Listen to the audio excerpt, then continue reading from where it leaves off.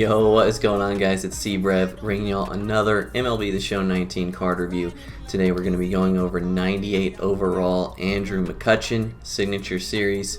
This card is one of the 4th inning program bosses, and with that about to cycle out, pretty much the only way you're going to get this card is through the marketplace. And he is selling for about 55,000 stubs right now. I anticipate that may go up slightly when the program cycles out for the 5th inning program, just a heads up. With that being said, we'll get right into the card review.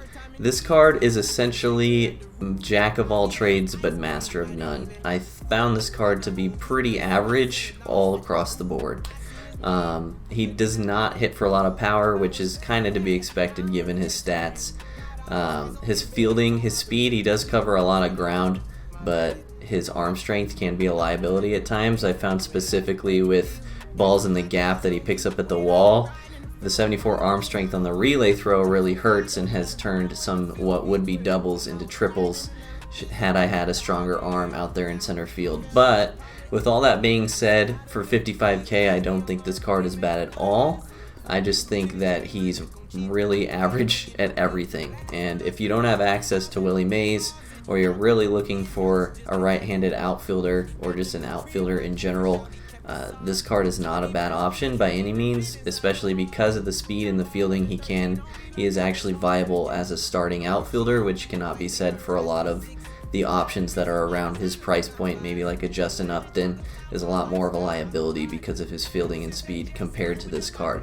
I would also like to say that this card is better than Ricky Henderson in my opinion. So if you have Ricky Henderson on your bench just as like a right-handed bat slash pinch runner, you may consider using this card instead. I don't really think the -11 speed is going to hurt you that much, because realistically there's not really that many times where you're down by exactly 1 run or it's exactly tied and you have a runner on first base, whereas steal makes a huge difference, if that makes sense. So overall, we'll rate this card as it rates in the meta, and we'll rate this card how it compared to his price. So in the meta, I'd give this card a C+. Like I said, pretty average across the board, but definitely usable should you find yourself the need to use this card. And for the price, I'll also give him a C+, because I think 55K is probably exactly where he should be as far as how this card performs. And then one last thing I want to say is that he really suffers from his stats, because 2/3 to 3/4 of your at-bats while playing this game or in baseball in general are going to be against right-handed pitchers. That's kind of just how the stats work out over time. So 99.83 is a lot worse than 114.95. So you're going to be using this card with the worst version of his stats the majority of the time, just a heads up. But I hope you guys enjoyed the card review. Let me know what you think of this card down in the comments below. Like and subscribe, and we'll see y'all in the next video. Peace.